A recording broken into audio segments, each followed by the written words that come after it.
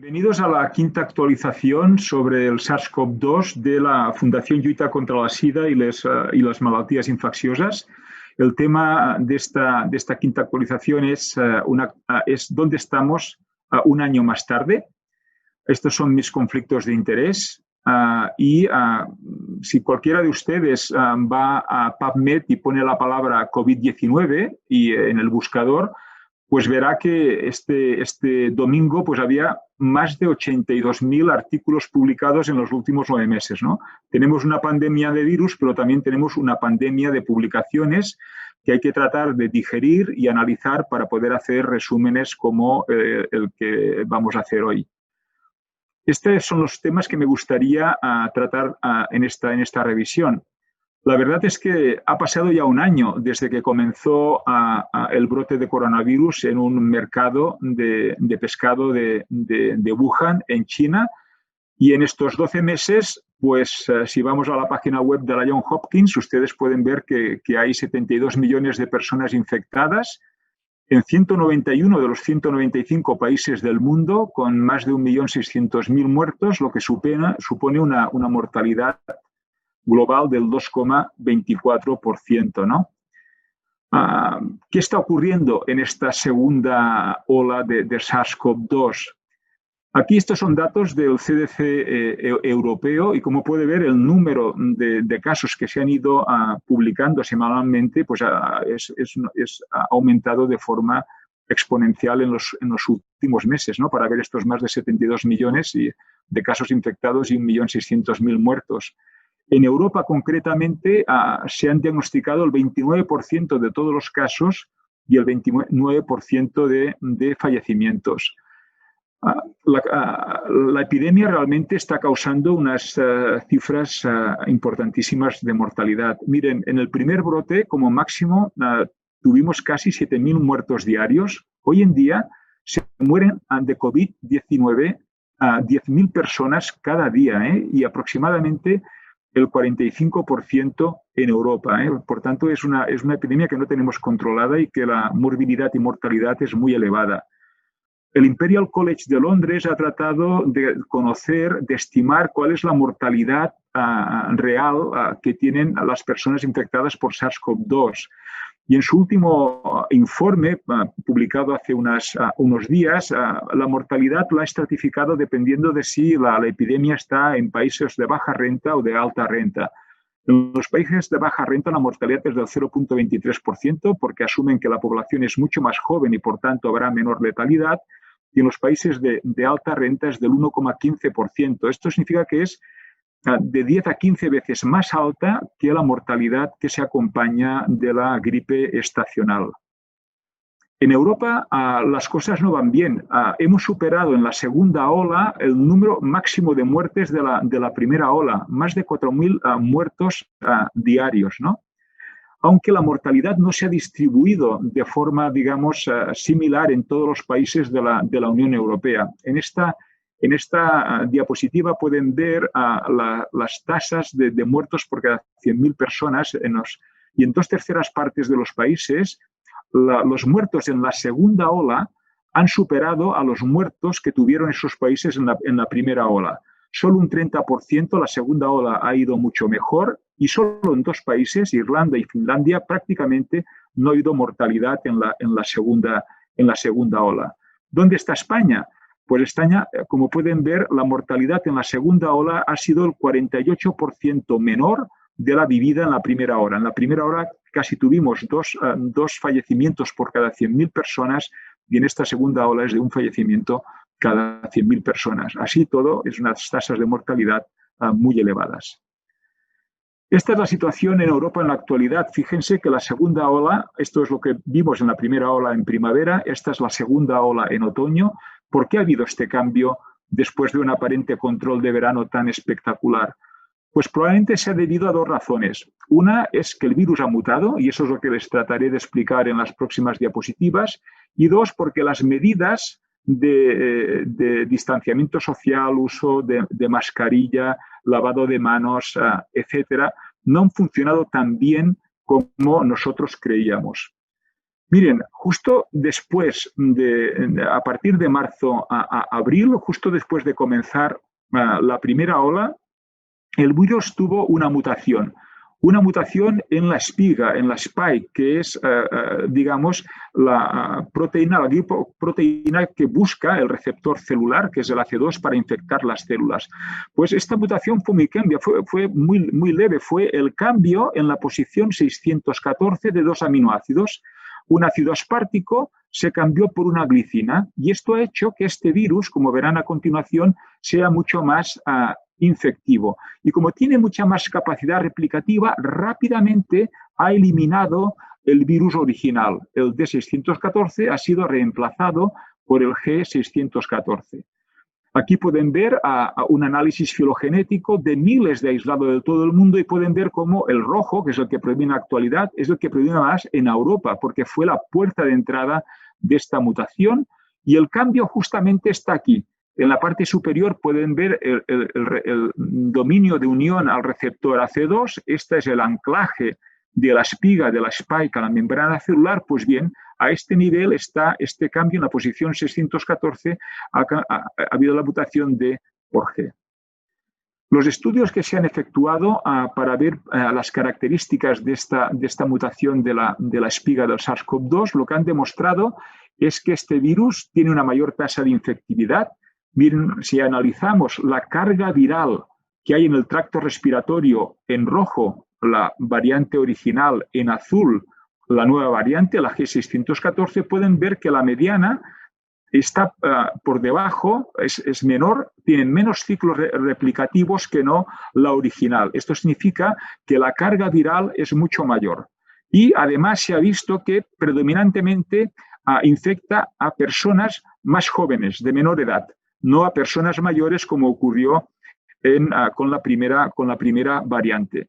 Por otra parte, los estudios que nos indican si este virus es más grave, pues hay dos estudios realizados, el del medio de la diapositiva y el de la derecha de la diapositiva, que nos indican que no hay diferencias ni en ingreso hospitalario, ni en ingreso UCI, ni en severidad de la infección entre el virus, digamos, original y el virus mutado. Por tanto, es más transmisible, produce cargas virales más altas, pero no produce una enfermedad más grave. Por otra parte, hemos dicho, el virus ha mutado, por eso tenemos muchos más casos, y luego que las medidas que nosotros estamos utilizando pues funcionan, pero no funcionan al 100%.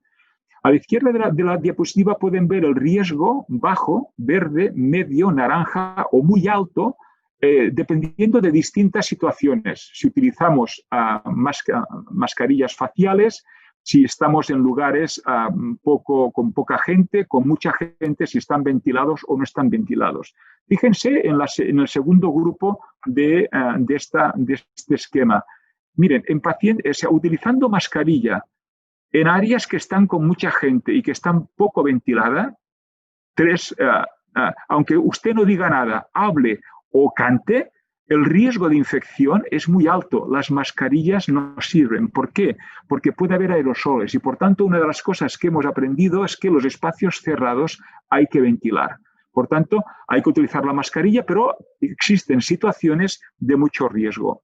Por otro lado, también ahora conocemos que hay supercontagiadores. Hay personas, por ejemplo, un 8% de personas puede transmitir la infección a el 60% de personas que han estado en contacto con estas otras, ¿no? Y una de las reglas que también los epidemiólogos nos indican es que tenemos que evitar las 3 Cs de inglés, ¿no? Evitar los espacios, las zonas con muchísima gente, los espacios cerrados y el contacto próximo con otras personas. Estas dos medidas creo que son muy importantes y se deben seguir y se deben entender las decisiones que toman desde un punto de vista epidemiológico los distintos gobiernos para evitar que no tengamos una nueva escalada de casos. Me gustó mucho esta encuesta que hizo el New York Times a 700 epidemiólogos americanos, ¿no? Y les preguntaron desde actividades de poco riesgo a actividades de mucho riesgo para adquirir la infección por SARS-CoV-2. ¿Y qué es lo que no harían? Pues bien, los epidemiólogos americanos no irían a comer a un restaurante, no irían a comer en el interior de un restaurante, no irían a una boda ni a un funeral y no irían a un acontecimiento deportivo o a un concierto, ¿no? Porque son estas zonas poca ventilación, aerosoles, supertransmisores que pueden poner en riesgo la infección de personas sanas. El siguiente mensaje que me gustaría explicarles es que hemos tenido la idea de que, bueno, y es verdad, ¿no?, de que el SARS-CoV-2 produce pues una infección respiratoria alta y baja, una neumonía muy grave que puede acabar de originar pues un distrés respiratorio y la necesidad de que estas personas acaben pues en las unidades de cuidados intensivos, intubadas y ventiladas, pero esta enfermedad va más allá de un proceso respiratorio agudo. Es una enfermedad, es una infección sistémica y que además no desaparece, aunque es aguda, no desaparece al cabo de 4 semanas. En una proporción muy importante de personas los síntomas pueden durar meses, ¿no? ¿Por qué el COVID-19 es más que una enfermedad respiratoria aguda? El punto más importante es que la puerta de entrada, hemos dicho que es el receptor AC2, el receptor de la enzima conversora de angiostensina tipo 2, que está en el tracto respiratorio superior e inferior y en los neumocitos tipo 2. Pero es que aparte del pulmón, el AC2 está completamente diseminado por todo el organismo y, por tanto, potencialmente células del músculo cardíaco, del endotelio, del intestino, etcétera, pueden infectarse por el SARS-CoV-2. En esta diapositiva no se habla del sistema nervioso central, pero también es posible. Y todo ello justifican las manifestaciones clínicas extrapulmonares agudas y crónicas que pueden tener las personas con COVID-19.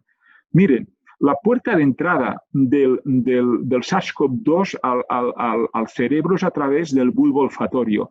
Hay estudios patológicos a la derecha de la diapositiva que demuestran cómo los receptores del olfato y los receptores del gusto tienen muchos receptores AC2 y a partir de aquí el virus puede entrar al sistema, a través de la mucosa olfatoria, puede entrar al sistema nervioso central y puede alcanzar distintos territorios como pueden ser el ganglio trigémino, como puede ser la médula oblongata. Es decir, la mucosa olfatoria es la que permite la invasión del SARS-CoV-2 al sistema nervioso y que, por otra parte, nos va a producir estos trastornos de pérdida del olfato o de pérdida del gusto, ¿no?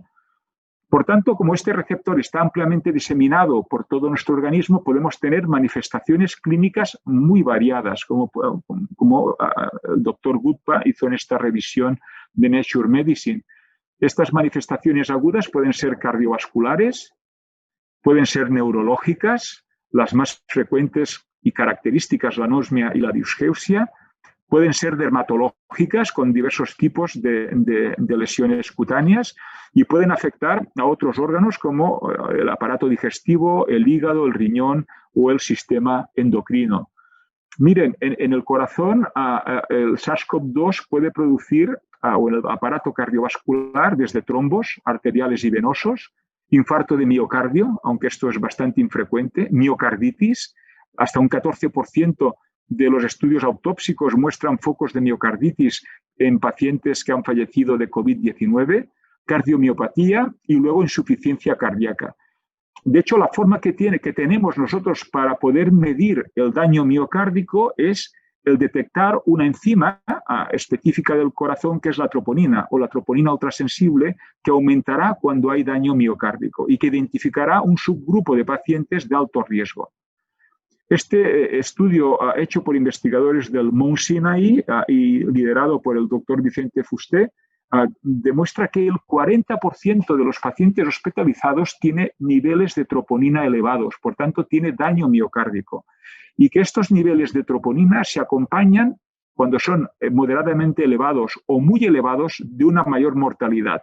Estos pacientes tienen de 2 a 3 veces más riesgo de morirse. En esta otra revisión reciente, en PLOS ONE, las manifestaciones cardiovasculares que tienen estos pacientes son muy frecuentes, ¿no? Desde cardiopatía isquémica, arritmias, daño miocárdico, fracaso cardíaco agudo y otras complicaciones cardiovasculares. Y también no olvidemos los eventos por esta endotelitis que causa y esta activación de la coagulación procoagulante que tiene el SARS-CoV-2 puede producir eventos trombóticos en hasta un 16% de los pacientes hospitalizados. Fenómenos trombóticos arteriales o venosos. Por tanto, pueden tener desde una trombosis venosa profunda a un tromboembolismo pulmonar, un ictus o un infarto de miocardio, ¿no? Y también se han caracterizado muy bien los predictores, siendo una serie de variables demográficas como la edad, el sexo, la raza, el tener una cardiopatía predisponente o los niveles de dímero D muy elevados, por encima de 500 nanogramos por mililitros al ingreso de los pacientes. Otro grupo de manifestaciones extrapulmonares importantes son las neurológicas, y esta es una revisión excelente de un Lancet Neurology de hace unos meses. Los pacientes pueden tener desde manifestaciones como la cefalea, mialgias y demás, hasta complicaciones más graves. Han descrito algunos casos de encefalitis, de mielitis, de síndrome de Guillain-Barré. La prevalencia es más alta en pacientes con COVID-19 y también de enfermedad cerebrovascular, de trombosis arteriales, de ictus en estos pacientes, ¿no? Todos estos fenómenos pueden ser debidos al propio virus o neuroinmunológicos como consecuencia de la respuesta inmunitaria que generan.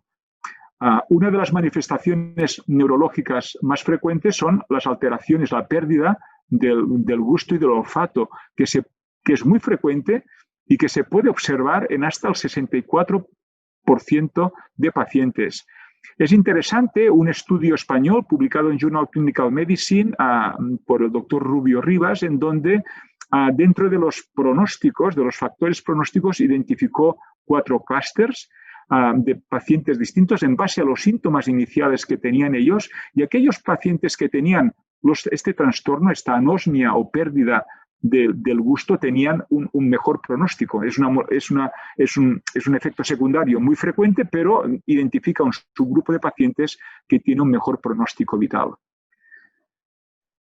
Después de la infección aguda, que dura de 2 a 4 semanas, pueden permanecer los síntomas. Pueden permanecer los síntomas y hay estudios que estos síntomas pues permanecen 8, 12, o sea, 2, 3 y hasta 6 meses, ¿no? Estas secuelas tardías son, como veremos a continuación, a distintos niveles y no están muy bien caracterizadas. La causa de este COVID a largo plazo puede ser por las comorbilidades subyacentes que tenga el paciente, que pueden haber empeorado con la COVID-19, pueden ser por el daño residual de la infección aguda, por quizá una replicación viral subyacente o por la activación inmune que está originando la COVID-19. Hay muchas hipótesis, pero plausibles, pero ninguna de ellas aún se ha confirmado. ¿Cuál es la prevalencia de estos síntomas persistentes? Estos son datos de la cohorte COVID-Care de Suiza, que hicieron pues un seguimiento de casi 700 pacientes y que 1 a 2 meses después del diagnóstico de COVID-19 les preguntaron si los síntomas habían desaparecido. Pues bien, una tercera parte de los pacientes que ya estaban en su casa y bien tenían síntomas persistentes, fundamentalmente cansancio, disnea y aún persistía la pérdida del olfato y del gusto, de 1 a 2 meses después del diagnóstico. En esta otra cohorte, en número más pequeña, italiana, de 143 pacientes, lo que se vio es que 2 meses después del diagnóstico, el 87% de los casos tenían aún como mínimo un síntoma y que estos síntomas reducían la calidad de vida de estas personas en casi la mitad de ellas. ¿Cuáles son estas manifestaciones, estas secuelas o estas manifestaciones a largo plazo? Pues miren, a nivel pulmonar, porque se alteran los test de funcionalismo pulmonar unas cuantas semanas, hay pacientes que desarrollan una neumonía organizativa que requiere tratamiento con corticoides y excepcionalmente aquellos pacientes muy graves hasta pueden acabar desarrollando en menos de un 1% de pacientes de casos muy graves una fibrosis pulmonar.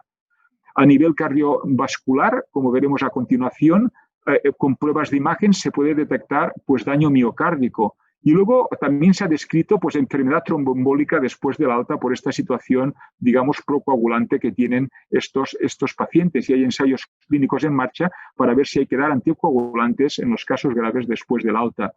Desde el punto de vista neurológico, pues persiste la anosmia y la disgeusia.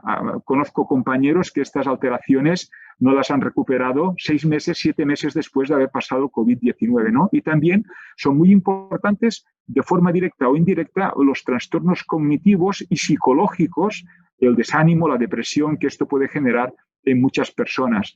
También daño renal agudo, también se ha descrito el debut de diabetes. Y luego, pues también hay un cuadro no muy bien caracterizado que se llama el síndrome post-COVID, de cansancio, de artromialgias, de dolor torácico, que puede durar varias semanas en muchos pacientes. Miren, este estudio que les he dicho, que es un estudio reciente en donde a 100 personas no seleccionadas al cabo de aproximadamente pues, 2 meses de haber superado la COVID-19, se hizo una resonancia miocárdica y en aproximadamente prácticamente el 80% de casos, 2-3 meses después tenían algunas alteraciones en esta prueba de imagen, ¿no? Y esto se correlacionaba con los niveles de troponina previos y también, en algún caso que se biopsió, con daño miocárdico, ¿no? Y esto plantea estos pequeños focos de miocarditis. Ha habido muchas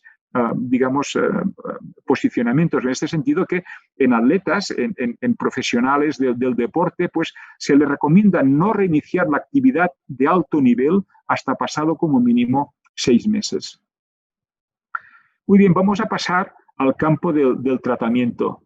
Ya conocemos muy bien esta diapositiva, ustedes la han visto muchísimo, que el tratamiento tiene tres grandes brazos, ¿no?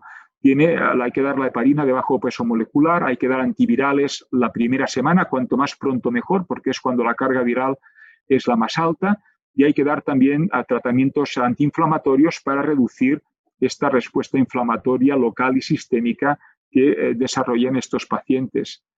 También conocen muy bien ustedes el ciclo viral del SARS-CoV-2 desde que entra en la célula a través de los receptores AC2 hasta que se libera el ARN del SARS-CoV-2 para producir ARN genómico y ARN de transferencia, poliproteínas que van a producir las nuevas partículas virales que se van a ensamblar en el aparato de Golgi y en el retículo y el endoplásmico, formando vesículas que van a liberarse a la célula, ¿no? Al exterior de la célula.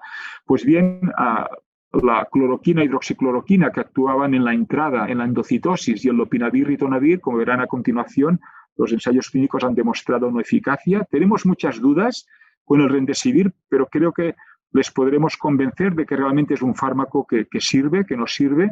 El interferón beta, tampoco hay datos alentadores y tampoco hay datos, después de que se hayan publicado en este último mes varios ensayos clínicos del plasma convalescente, ¿no? Sí que parece que puede tener una utilidad a los anticuerpos monoclonales en fases muy precoces de la infección.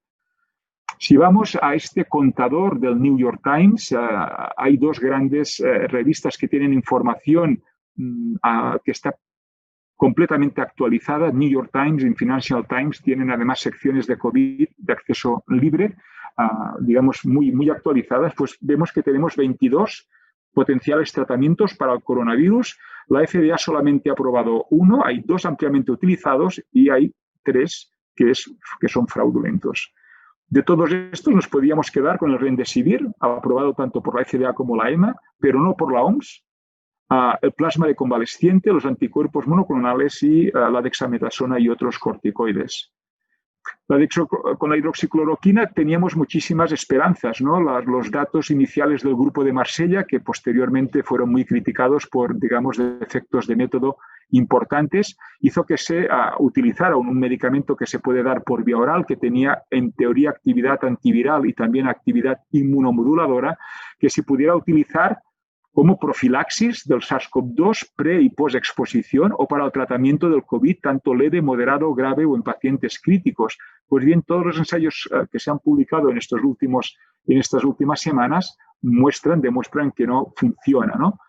Miren, como profilaxis preexposición se ha dado a trabajadores sanitarios, a los profesionales de la salud que están en áreas en primera línea tratando pacientes COVID y que tomarían durante, en este ensayo clínico, 2 meses a hidroxicloroquina diario, ¿no? La variable de análisis principal es que te infectaras por el SARS-CoV-2.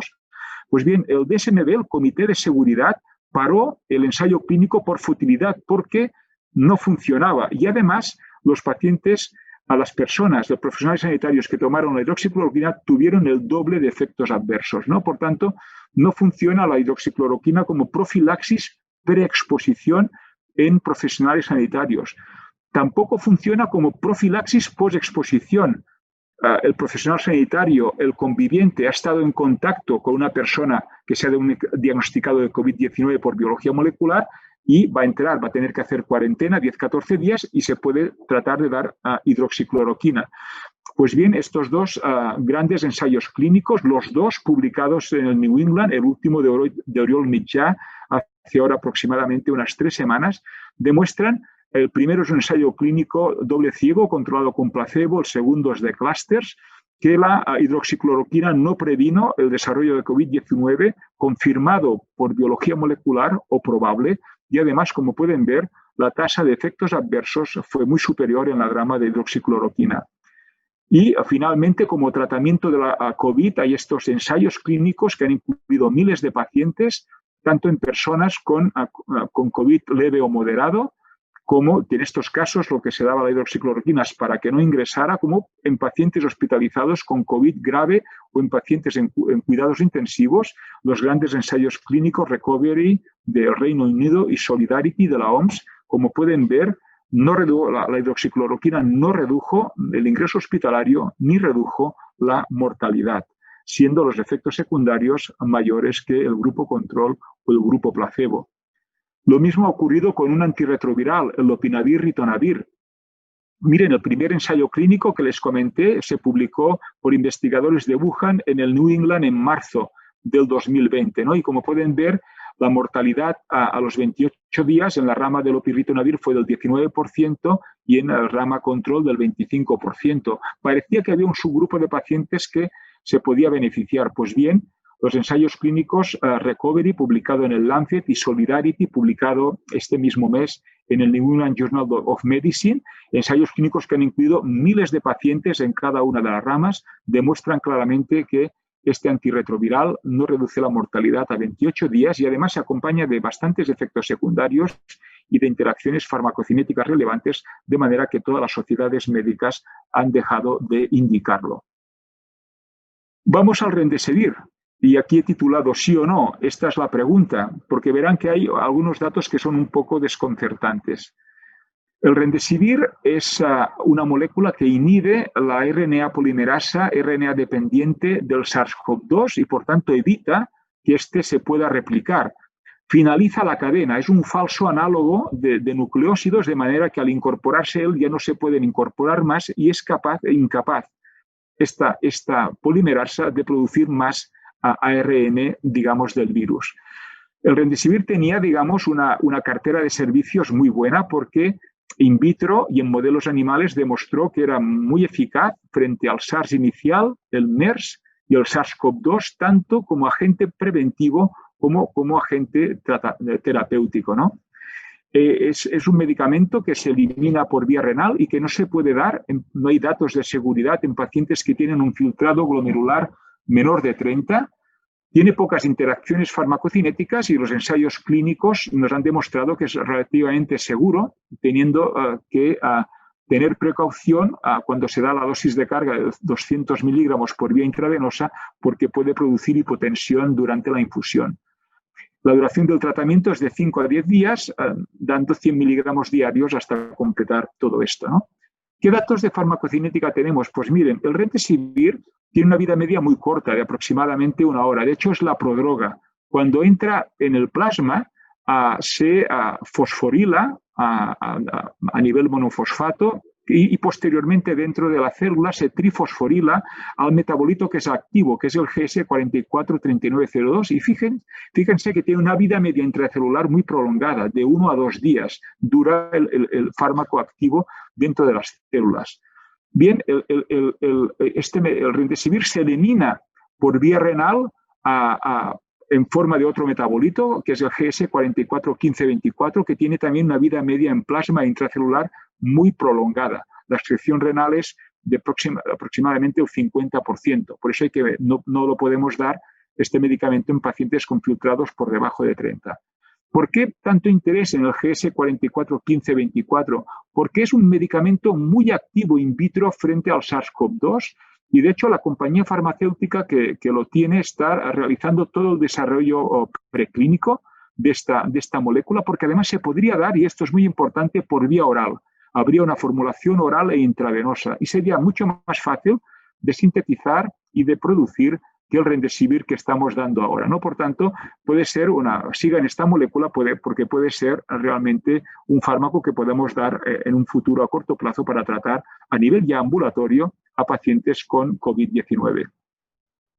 El ensayo clínico, esto ya lo comentamos, fue el ensayo clínico, el ensayo de tratamiento COVID-19 adaptativo del NIH, que es un ensayo clínico doble ciego controlado con placebo que incluyó más de 1.000 pacientes con COVID grave de todo el mundo y que la variable de análisis principal era el tiempo de recuperación. Y como pueden ver, los pacientes que recibieron remdesivir en comparación con el placebo se recuperaron 4 días antes y hasta hubo una tendencia de una menor mortalidad.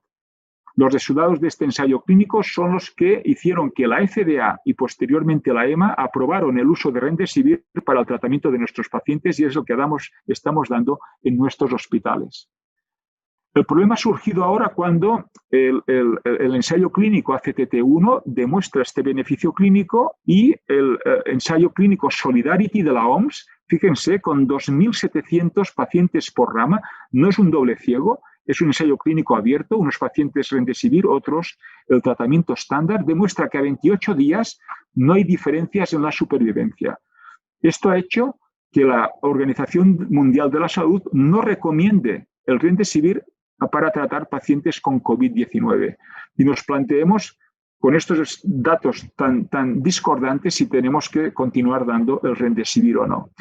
Miren, si analizamos con más detalle el ensayo clínico ACTT de los Institutos Nacionales de la Salud americanos, lo que nosotros podemos ver es que, aunque globalmente había un beneficio clínico, pueden ver este 29% de mejoría clínica a favor del remdesivir, el subgrupo que más se beneficia son aquellos que llevaban menos de 10 días de síntomas, por tanto, con cargas virales más altas, y luego los que estaban en el estadio 5 de la enfermedad. Son pacientes con neumonía que requieren oxígeno, pero con oxígeno de bajo flujo, unas lentillas nasales de 2 litros, un Ventimascal 24 o 28% con o sin reservorio, pero no funciona cuando se precisa, oxigenoterapia de alto flujo, o ventilación mecánica no invasiva o en pacientes intubados, ventilados o en ECMO.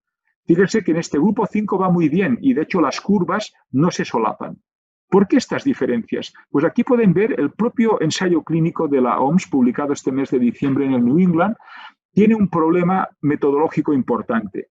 Miren, el ensayo clínico Solidarity junta los estadios 5 y 6, el de bajo y alto necesidad de oxígeno, de manera que aunque hay una tendencia a un beneficio clínico del 15%, incluye la unidad y demuestra no beneficio. Por el contrario, el ensayo clínico del NIH, el ACTT, fíjense que el gran beneficio es en el estadio 5, pero no en el 6. Al agrupar la OMS los dos estudios, este beneficio se pierde. Por tanto, estábamos esperando la publicación en el New England para ver si podían desagregar a estos dos, los pacientes con bajo y alto requerimiento de oxígeno, pero nos han dado los datos agregados y ha sido una decepción. Por ello creemos que el remdesivir continúa siendo una opción válida clínica para tratar el COVID-19 moderado o grave, aunque no reduzca la mortalidad. Otro tema que algunas personas pueden argumentar es que el remdesivir no reduce la carga viral en tracto respiratorio superior ni inferior en el único ensayo clínico que se ha analizado. Y esto, como cualquier infectólogo, les gustaría que si ustedes tratan a un paciente, pues la carga viral debe reducirse, la bacteriemia debe aclararse. Y entonces esto es un punto importante. Además, cuando hay estudios recientes que nos dicen que la cantidad de virus que hay en tracto respiratorio se correlaciona con el pronóstico de los pacientes, ¿no? Por tanto, si esto no ocurre, sería un punto en contra del Remdesivir. Creo que hay alguna información reciente que nos puede ayudar a entender estas discrepancias. Y estos resultados, porque ninguno de los otros estudios ha mirado de nuevo la carga viral en estos pacientes, ojalá haya estudios que esto lo puedan evaluar, vienen de estudios en animales grandes, en primates no humanos, en Macacus rhesus. Miren, cuando miramos la carga viral del SARS-CoV-2 en estos primates, pueden ver que el Remdesivir no reduce la carga viral en tracto respiratorio superior, ni en la mucosa nasal. Fíjense que la carga viral es la misma en color rojo con Remdesivir o en estos cuadrados negros que es el placebo, ¿no? Lo que sí es muy importante es que si miramos qué ocurre en el lavado broncoalveolar o en el tejido o en el parénquima pulmonar, lo que vemos es que Remdesivir en Macacus rhesus reduce la carga viral del lavado broncoalveolar, reduce los títulos infectivos de virus en el parénquima pulmonar y además reduce la carga viral en el tejido pulmonar de una forma significativa. Y el efecto es inmediato. Aparece a las 24 horas. Y esto es muy importante y puede permitirnos entender por qué este medicamento funciona en pacientes en el ensayo clínico ACTT. Muy bien, con respecto al Remdesivir, también se han tratado pacientes con neumonía moderada. Es un ensayo clínico abierto con 3 ramas, 5 versus 10 versus Standard of Care. Y lo que podemos decir es que 5 días funciona mejor que Standard of Care y no hay ningún problema de seguridad. Por tanto, en neumonía moderada, tratamiento 5 días, en neumonía grave, probablemente de 5 a 10 días de tratamiento. ¿Qué tenemos del interferón beta 1A?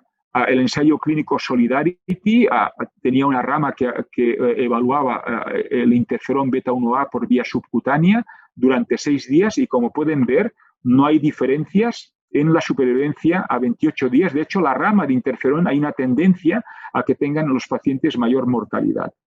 De todas maneras, recuerden que el interferón hay que darlo de forma muy precoz, porque forma parte de la inmunidad innata que puede parar el virus. Si lo damos de forma tardía puede ser hasta perjudicial. Por ello, este otro ensayo clínico, doble ciego controlado con placebo, dando interferón inhalado parece, en color azul, que los pacientes que tomaron interferón inhalado de una forma muy precoz, durante 2 semanas, tenían una recuperación más rápida que los del grupo placebo. Y por tanto, no damos, digamos, el tema por cerrado con el interferón, habrá que hacer más estudios del momento ideal del inicio del tratamiento. De hecho, todos los antivirales, cuando más pronto se den, mucho mejor. ¿Qué hay del plasma de pacientes convalescientes? El plasma de pacientes convalescientes se ha utilizado pues, para el ébola, para el SARS-CoV-2, para otras enfermedades infecciosas, contienen anticuerpos neutralizantes y en teoría pueden ser útiles para frenar el virus. Este es un estudio observacional coordinado por la Clínica Mayo, efectuado en Estados Unidos, en donde 35.000 pacientes recibieron plasma humano de pacientes recuperados del COVID-19. Y lo que se vio en este estudio observacional es que a los pacientes que tomaron plasma, la mortalidad a 7 y 30 días se redujo. ¿De acuerdo? Y esta reducción, sobre todo, se veía en base del título de anticuerpos neutralizantes. La reducción era mucho mayor en aquellos que tenían un título igual o superior a 1,320. Los que tenían un título inferior, la mortalidad al mes era del 11%, en los que tenían un título elevado era del 7%, se redujo un 37%. Por desgracia, este es un gran estudio observacional sin grupo control. En las últimas 4 o 8 semanas se han publicado 3 grandes ensayos clínicos. Este es el último, publicado en el New England en el 24 de noviembre, realizado en Argentina. Es un ensayo clínico aleatorizado, doble ciego, controlado con placebo. 228 pacientes recibieron plasma, 105 recibieron placebo. Los investigadores se aseguraron de que todos los pacientes tuvieran como mínimo un título superior a 1.500 de anticuerpos neutralizantes. De hecho, la mediana era de 3.200. Y pueden ver que las transfusiones de plasma no redujeron la mortalidad ni mejoraron el tiempo de recuperación de los pacientes. Las curvas son superponibles. Hay otros 2 ensayos clínicos más, uno realizado en China y otro realizado en la India, con resultados idénticos. Por tanto, el plasma no lo podemos recomendar con estos ensayos clínicos. El gran problema que tiene, la única esperanza es que todos ellos tienen la mediana de inicio de la transfusión es a partir de los 7 días y podría tener sentido poder darlo mucho más precozmente, que es cuando hay más virus, pero los pacientes llegan más tarde al hospital. A partir de los 7-8 días el plasma no nos va a ayudar. Bueno, una buena noticia, aunque los resultados son muy recientes, anticuerpos monoclonales. Es como los anticuerpos neutralizantes. Estos son anticuerpos monoclonales dirigidos contra la unión del receptor de la espiga, de la spike del SARS-CoV-2 para impedir la unión con el receptor AC2. Cuando estos anticuerpos monoclonales se dan en pacientes graves, no funcionan. Pero en pacientes con COVID leve, en pacientes de edad avanzada o de alto riesgo de progresión, tenemos 3 anticuerpos monoclonales, el bamlanivimab y el casirivimab y el imdevimab. Son nombres complicados, como pueden ver, pero los 2 ensayos clínicos son ensayos clínicos que han incluido centenares de pacientes controlados con placebo y con resultados idénticos. La administración de anticuerpos monoclonales en pacientes con COVID-19 reduce en un 66% el riesgo de progresión y acabar hospitalizado en el hospital. ¿De acuerdo? Por tanto, probablemente la FDA creo que ya ha aprobado uno de estos anticuerpos monoclonales y esta es una estrategia que probablemente deberá implementarse, saber dónde estos pacientes con alto riesgo de progresión, pero que están bien, deberán recibir una dosis única intravenosa de estos anticuerpos monoclonales, probablemente pues, en los hospitales de día o en los programas de tratamiento, digamos, de hospitalización a domicilio. Pero, ya digo, dos estudios muy bien diseñados, enmascarados con placebo, con idénticos resultados. Muy bien, vamos a pasar al tratamiento antiinflamatorio. Saben que debemos evitar la tormenta de citoquinas para que el paciente no haga un síndrome de estrés respiratorio agudo. Estos son todos los medicamentos que podemos dar. Vamos a ir noticias importantes de alguno de ellos. El Recovery, el ensayo clínico efectuado en el Reino Unido. El Comité de Seguridad paró el estudio porque los pacientes que recibían dexametasona 6 miligramos al día por vía oral o por vía intravenosa durante un máximo de 10 días vivían más. Y pueden ver aquí los resultados. A los 28 días hay un 17% de reducción de la mortalidad. En los pacientes intubados hay un 35% de reducción de la mortalidad y en los pacientes que requieren oxígeno de alto flujo, de bajo flujo, hay un 20% de reducción de la mortalidad. Pero no funciona, está contraindicado dar dexametasona cuando el paciente tiene un COVID leve que no requiere oxígeno, porque hay una tendencia a que las cosas vayan peor. De hecho, no hay diferencias significativas, pero hay un 22% de incremento de la mortalidad. ¿Esto es una propiedad de la dexametasona? No, es una propiedad de todos los corticoides y en este metaanálisis de la OMS se analizan de forma exhaustiva los ensayos clínicos con dexametasona, hidrocortisona y metilprednisolona y todos son concordantes. La administración de corticoides reduce en un 30% la mortalidad de los pacientes con COVID grave. La dexametasona reduce todas las citoquinas, la aparición de la cascada de citoquinas proinflamatoria, no es selectiva. ¿Qué ocurre? ¿Qué datos tenemos con los inhibidores selectivos, como por ejemplo el tocilizumab? Muchos pacientes, miles de pacientes han recibido tocilizumab. El primer estudio es este pequeño estudio observacional de 21 pacientes en que una dosis única de tocilizumab hizo que todos los pacientes que tenían un COVID grave o estaban en las unidades de cuidados intensivos, pues sobrevivieran. Este preprint acabó publicándose en la revista PNAS. Se han publicado la tira de estudios observacionales. Todos los estudios observacionales con grupo control pues retrospectivo, con análisis de propensión, nos han dicho la conclusión en metaanálisis que el tocilizumab reduce la mortalidad, mejora la supervivencia. Pero ahora tenemos 5 grandes ensayos clínicos en pacientes con COVID-19 grave o pacientes críticos que están ingresados en las unidades de cuidados intensivos. Y como pueden ver, en la diapositiva están los resultados de mortalidad a los 28 días. Y la rama de tocilizumab, en todos menos en una, la mortalidad a 28 días es igual o superior al del grupo placebo o al standard of care.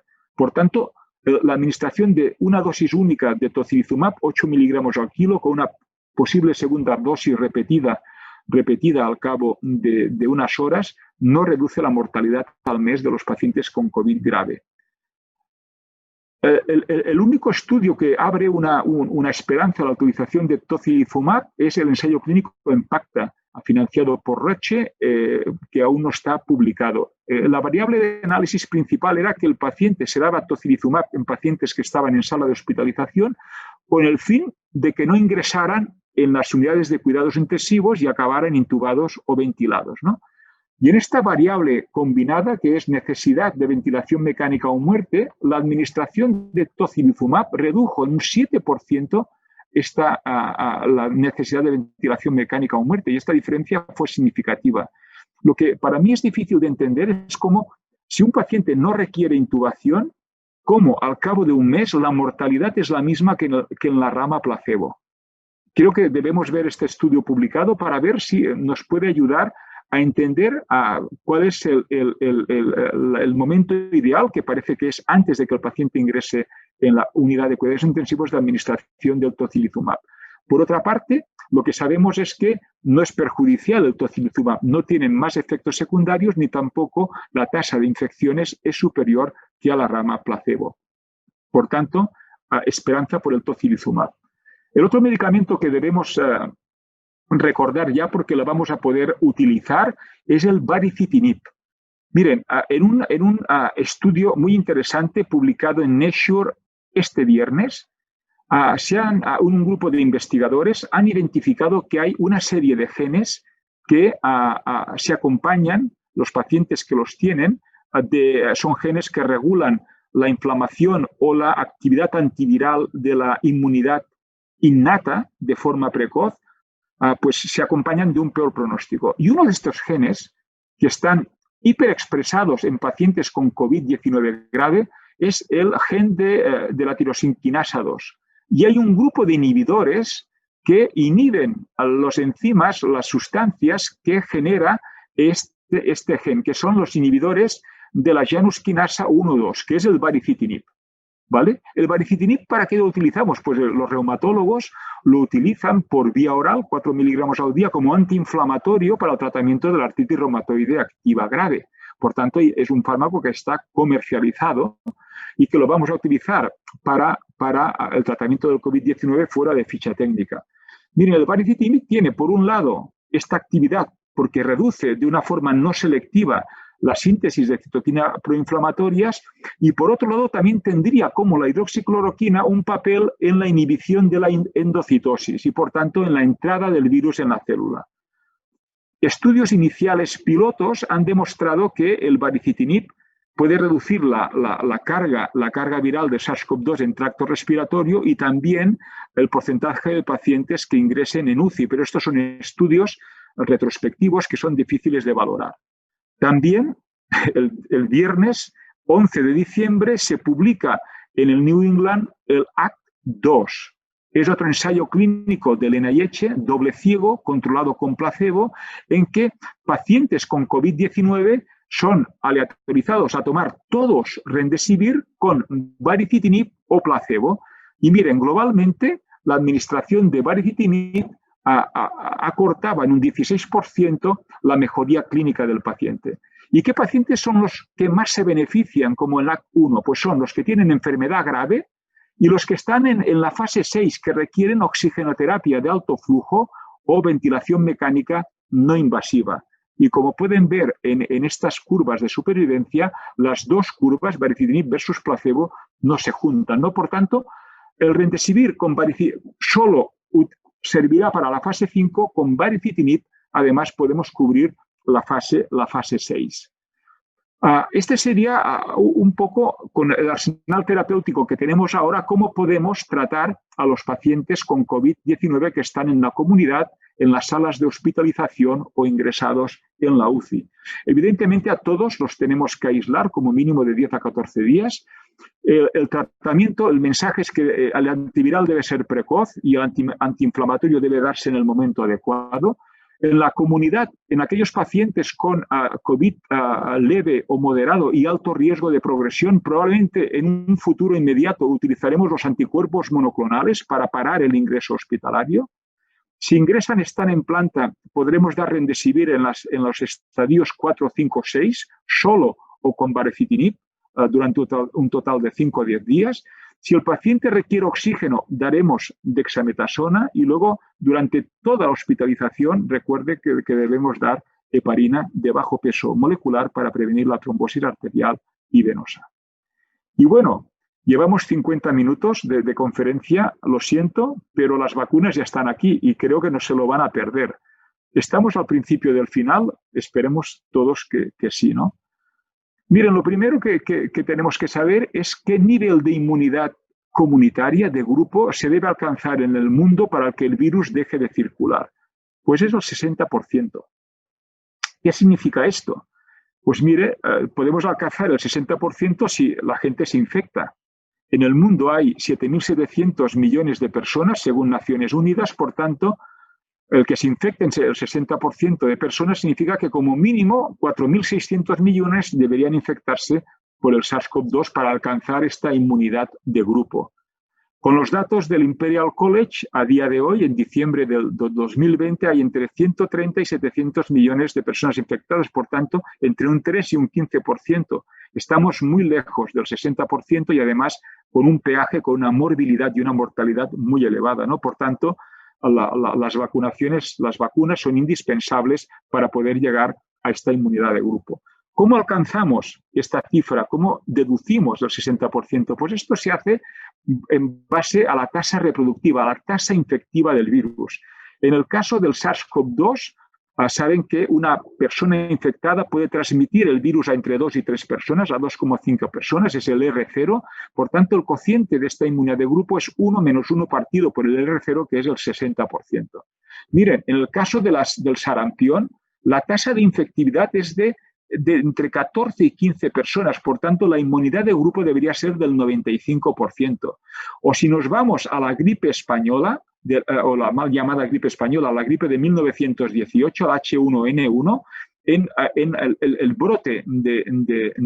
el brote de invierno, la tasa de infectividad era de prácticamente entre 3 y 4 y se debía alcanzar, para alcanzar la inmunidad de grupo, más de un 70%. ¿Vale? Por tanto, en el caso del SARS-CoV-2 es del 60%.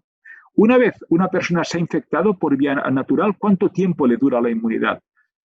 Pero antes de durar la inmunidad, veamos cómo se genera esta inmunidad. Aquí en la parte izquierda de la diapositiva pueden ver el ciclo del virus dentro de la célula. Cuando sale el virus de la célula, es captado por las células presentadoras de antígeno que van a enseñar secuencias de aminoácidos de este virus a las células T, a los linfocitos T colaboradores, los cuales van a indicar a las células B y a las células T la producción, por un lado, de anticuerpos y, por otro lado, de una respuesta citotóxica. Enseñarán a linfocitos a identificar células infectadas y a destruirlas, ¿no? Y además, cuando se ha solucionado el problema, van a crear células memoria que, en el caso de que haya una segunda reexposición, de una forma rápida monten la respuesta inmunitaria y puedan controlarla. Por tanto, nos interesan los estudios que miran la respuesta humoral, la producción de anticuerpos y la respuesta celular, la respuesta de las células T. Pues bien, si una persona se infecta, ¿cuánto tiempo dura la respuesta humoral y celular? Pues como mínimo 6 meses. Sabemos que dura como mínimo 6 meses, que es el tiempo que llevamos con datos en esta pandemia. Aquí en la izquierda de la diapositiva pueden ver los anticuerpos generados a nivel global o los dirigidos frente al receptor de unión de la espícula, el S1, y pueden comprobar que a 4 meses, en este caso, los anticuerpos que se han generado se mantienen. Es un plató, no hay una caída. Y en este otro estudio pueden ver cómo los anticuerpos en color azul se mantienen hasta 6 meses y también la respuesta celular hasta 4 meses, por tanto, hasta 6 meses. Por tanto, los resultados son buenos. Como mínimo, la respuesta es duradera. Los datos que tenemos de SARS y de MERS nos indican que esta respuesta humoral y celular puede durar algunos años. ¿Nos podemos reinfectar después de haber pasado el COVID-19? Pues bien, la reinfección puede ocurrir, pero es un evento que creemos que es raro. Hay también un tracker, un contador de pacientes reinfectados. El link está en la parte inferior de la diapositiva y a día de hoy lo que sabemos es que hay solo 28 casos confirmados, por tanto son pocos. Pero si incluimos los casos posibles, pues hay 1.600, pero por otro lado tenemos millones de personas con nuevas infecciones por COVID-19. Por tanto, parece que es un evento realmente infrecuente. La segunda pregunta que nos podríamos hacer es, ¿la persona que se reinfecta tiene un cuadro clínico similar o peor? Pues lo que parece es que es bastante similar. Y de hecho, las tasas de mortalidad son bajas, entre un 1 y un 4%. Y luego, la otra gran pregunta es, ¿qué implicaciones tiene para el desarrollo de vacunas? Pues bien, esto es un tema muy importante. Hasta ahora solamente ha habido estudios virológicos para ver si las secuencias de los virus son distintas. Ahora se están haciendo estudios inmunológicos que son muy importantes porque pueden tener implicaciones para el desarrollo de vacunas. ¿Cómo están las vacunas? Pues este es el contador del New York Times. Tenemos ya 2 vacunas aprobadas, la de Pfizer-BioNTech y la de CanSino Biologics, y una vacuna que ha abandonado su desarrollo, es una vacuna australiana que daba pruebas falsamente positivas para la serología del VIH, ¿no? Por tanto, bueno, hay muchas vacunas en desarrollo, 58 en ensayos clínicos y ya tenemos 2 aprobadas, lo cual realmente es extraordinario porque esto se ha hecho en muy poco tiempo. Miren, en la parte superior de la diapositiva, el desarrollo de una vacuna normal ha tardado generalmente unos 15 años o más.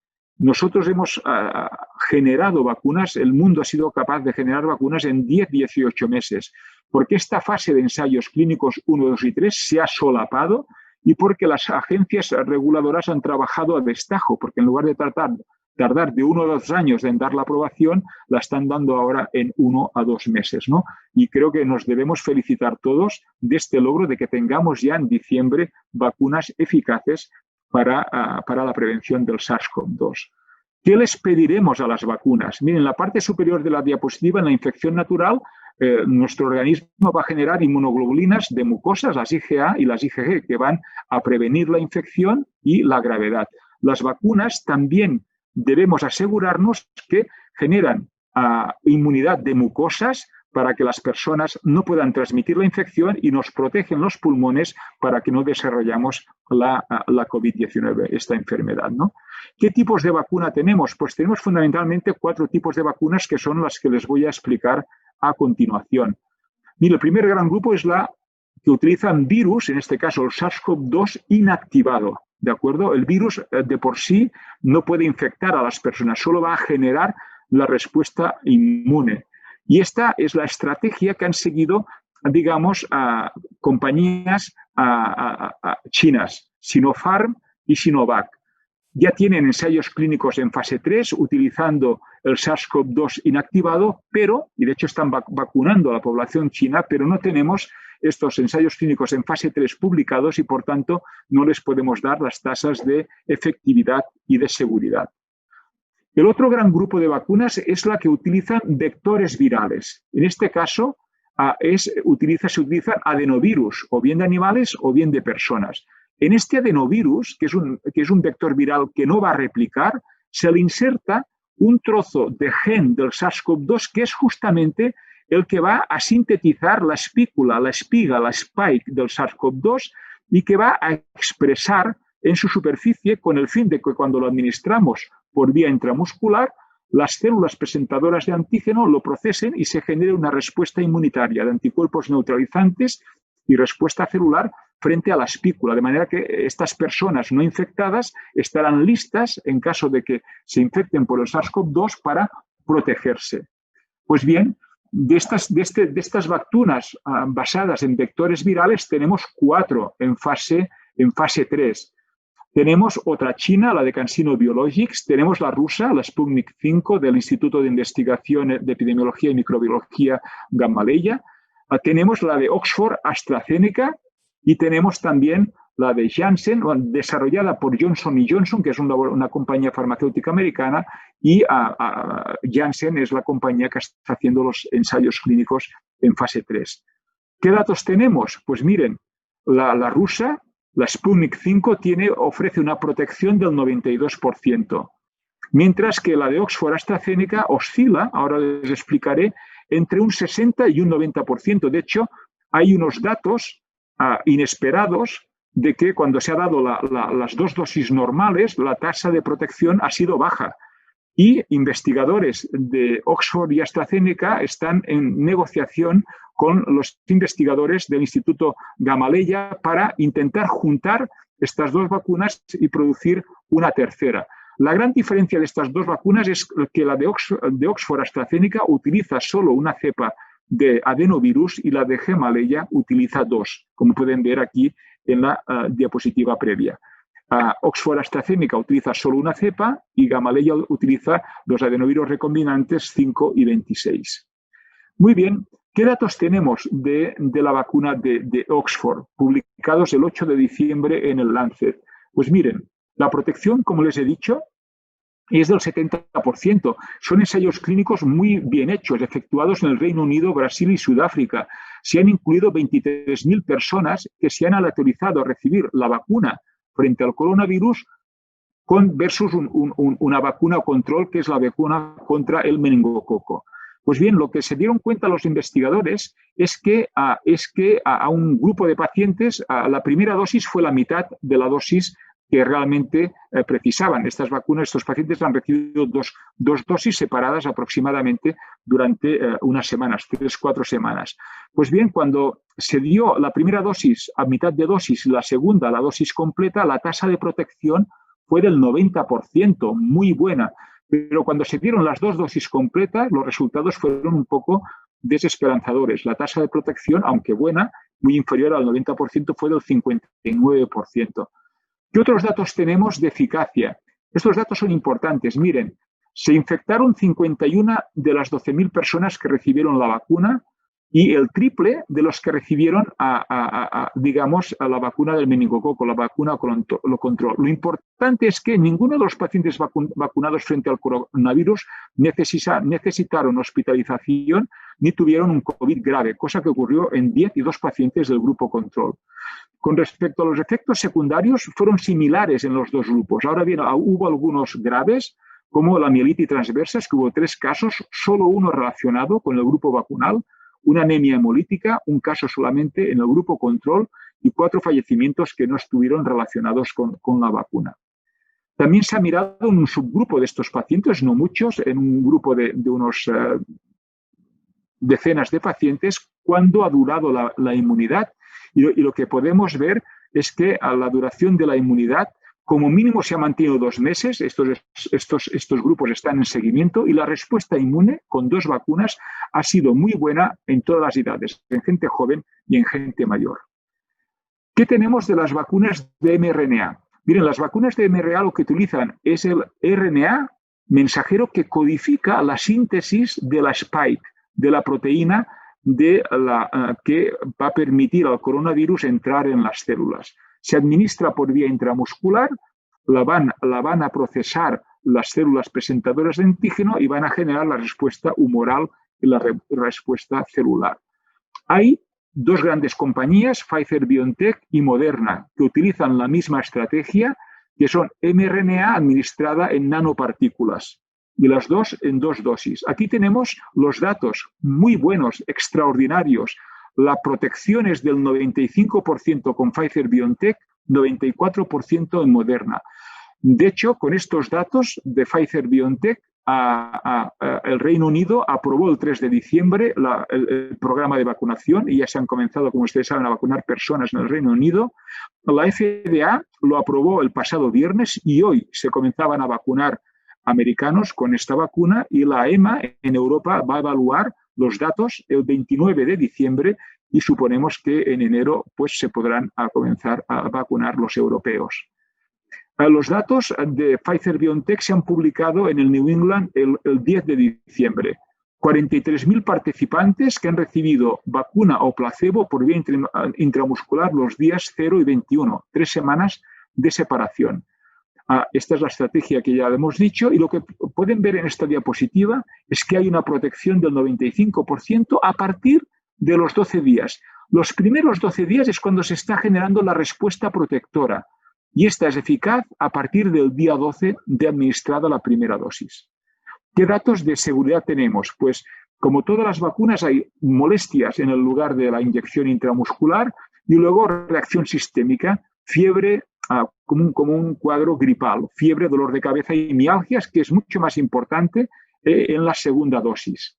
En general, en ninguno de estos casos hubo complicaciones, al menos en el ensayo clínico publicado. Lo que sí hemos oído todos en los medios de comunicación médicos es que hay algunos pacientes en el Reino Unido que han desarrollado reacciones de hipersensibilidad muy graves. Eran personas que ya tenían antecedentes de hipersensibilidad y de hecho llevaban adrenalina pues con ellos, ¿no? Por si había problemas, y luego hay algunas parálisis faciales que también han aparecido, ¿no?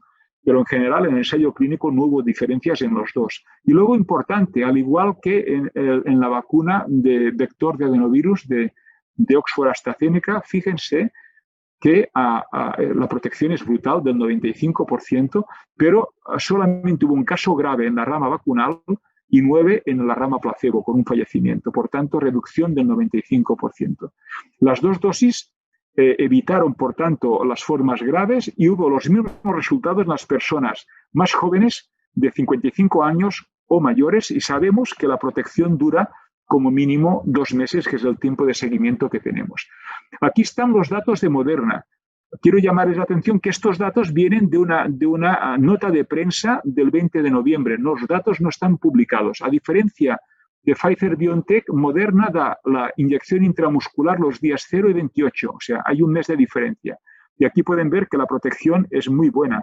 Solo hubo 11 casos en la rama vacunal, 185 en la control, ningún caso grave en la rama vacunal, 30 en la control, solamente un fallecimiento en el grupo control, ¿no? Por tanto, una protección del 94%, datos realmente espectaculares. Hay un subgrupo de pacientes, 34 pacientes del ensayo clínico de mRNA 1273 de Moderna, que se han hecho estudios de respuesta humoral y lo que podemos ver es que la respuesta, como pueden ver, a 4 meses es la misma independientemente de la edad. Y por tanto, esperamos que esta respuesta se pueda aumentar, se pueda comprobar que se mantiene en estudios posteriores. Los últimos candidatos vacunales en fase 3 son los que utilizan solo la proteína de la espícula, de la espiga, ¿no? La spike protein. Novavax es una compañía americana que ya acaba de publicar también los datos preliminares en fase 1-2. Parece que puede tener resultados también muy buenos. Esperaremos los ensayos clínicos en fase 3 que ya han comenzado. Otros aspectos importantes que es la distribución de las vacunas. El problema que tiene Pfizer-BioNTech es que debe guardarse a menos 70 grados. La de Moderna es a menos 20 grados. En cambio, la rusa y la del Reino Unido, de Oxford, pues se guarda en la nevera, lo cual esto es una gran ventaja, ¿no? También el coste de las dos dosis hay diferencias. La de Oxford AstraZeneca costaría 7 euros las dos dosis, mientras que las de mRNA costarían entre 30 y 50 euros. Claro, si esto lo multiplicamos por millones de personas, pues las cifras aumentan de una forma notable. ¿Qué cosas aún no sabemos de las vacunas? Mire, en primer lugar, si realmente previene casos graves, los casos de COVID grave. Los datos preliminares parece que son así, pero creemos que tenemos que tener más información.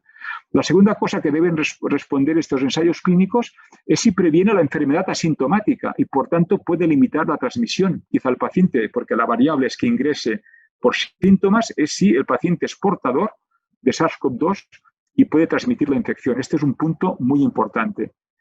En tercer lugar, que hay grupos de pacientes que no tenemos aún datos, ¿no? Los pacientes realmente de edad muy avanzada, los niños, las mujeres embarazadas, los pacientes inmunodeprimidos, ¿no? Como los trasplantados, los pacientes VIH.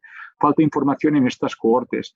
Luego tenemos que tener datos de eficacia a largo plazo. Sabemos que de momento la inmunidad se mantiene 2 a 4 meses, ¿no? Pero es muy importante seguir estos pacientes, incluidos en estos ensayos clínicos, para ver si esto se mantiene pues 1 o 2 o más años, ¿no? En tercer lugar, ¿qué pasa? ¿Qué pasará en aquellos pacientes que no se les da la segunda dosis, sobre todo en países con pocos recursos económicos? ¿Por qué no van? Si esta respuesta inmunitaria va a ser protectora o no. Otras preguntas es si las personas que ya han pasado la infección por vía natural deben vacunarse. Esto no lo sabemos. Otro tema que es importante es con miles de pacientes no hemos detectado efectos secundarios graves. Pero ¿qué ocurrirá con millones de pacientes? ¿Qué ocurrirá a largo plazo? Hay que seguir a estas cohortes para tener datos de seguridad a largo plazo de este paciente. Y finalmente, hay también un tema ético que se tendrá que plantear, ¿no? Hay muchos ensayos clínicos en marcha. Si tenemos vacunas eficaces, ¿es ético mantener las ramas placebo? Pues esto va a generar mucha controversia y mucho debate en los próximos meses. Finalmente, acabar con la priorización. La priorización está clara: trabajadores sanitarios, personas que están en primera respuesta, personas de edad avanzada, pacientes con comorbilidades, trabajadores esenciales y grupos especiales, tanto las academias del Reino Unido, americana, la OMS, etcétera, tienen esta misma priorización. Aquí un grupo de expertos, auspiciado por el Colegio Oficial de Médicos de Barcelona y por el Instituto de Salud Global, pues han publicado recientemente unas recomendaciones que son muy similares a las que le acabo de comentar, ¿no? Trabajadores sanitarios, edad avanzada, comorbilidades, personas institucionalizadas o personas con riesgo de exclusión social, trabajadores esenciales por encima de los 55 años y finalmente a todos. Y creemos que en esta priorización de momento no deben incluirse aquellas personas que ya han pasado por vía natural la infección por SARS-CoV-2. Para que tengan una idea, pues por ejemplo en España hay 500.000 de profesionales de la sanidad.